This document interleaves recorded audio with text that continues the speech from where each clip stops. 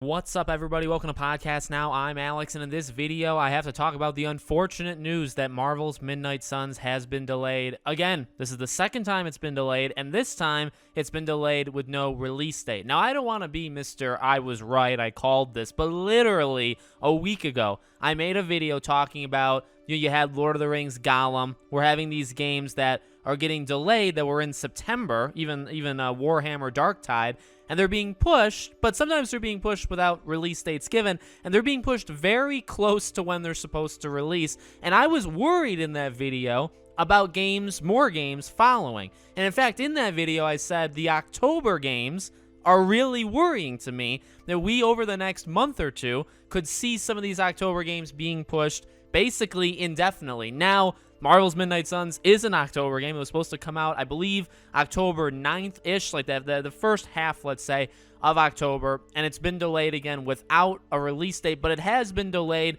with a release window. It has to release, or at least has to. That's a very loose has to. But it's going to release before the end of the fiscal year, which means March of 2023. So Midnight Suns can come out at any point, a day after it was supposed to, in October, all the way until March of 2023. Now, I know I've probably sounded, I kind of am maybe being a little negative, in the first part of this video. I'm looking forward to this game, and I've said it in all these delay videos I make, and I've made many, actually more than I ever wanted to, right? But I've said it in these videos where if the game's delayed, it's delayed. I don't get too upset about it. Maybe I'm upset in the moment, and then I get over it. But a game, if the game comes out later on, and it's better than what it would have been, day one, then it's fine. The delay was worth it. But this is disappointing. And again, I really want to stress this. This continues a really bad trend, in my opinion, of delaying these games within, look at the calendar, 2 months. If Midnight Suns, say October 8th, October 9th, we're 2 months away. So we had Lord of the Rings, Gollum, being delayed indefinitely. We don't know the release date. Warhammer Darktide being delayed. That did get a new release date, but only for PC. It didn't get a release date for Xbox, even though it originally had one.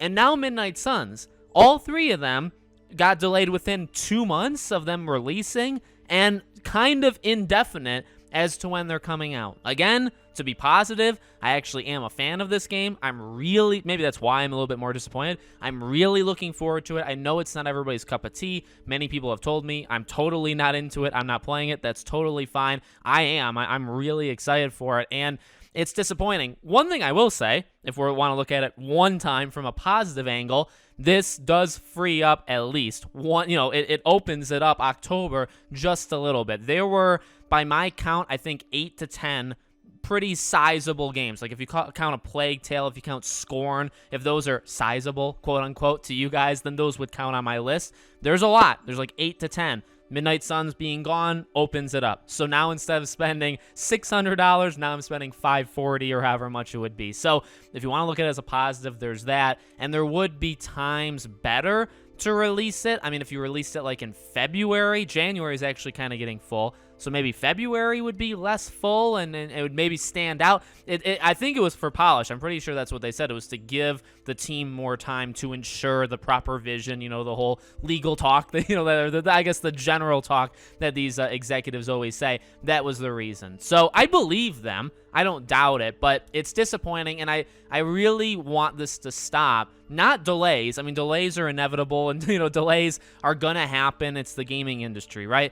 But delays 2 months before a game comes out, it basically in such short notice, and maybe it hurts more because we've had 3 games in the last 2 weeks that have done it in a similar way. That's very annoying. Maybe that makes it worse, right, when every game does it. But it is pretty sad that I literally predicted this happening a week ago. So hopefully none of the other October games do this.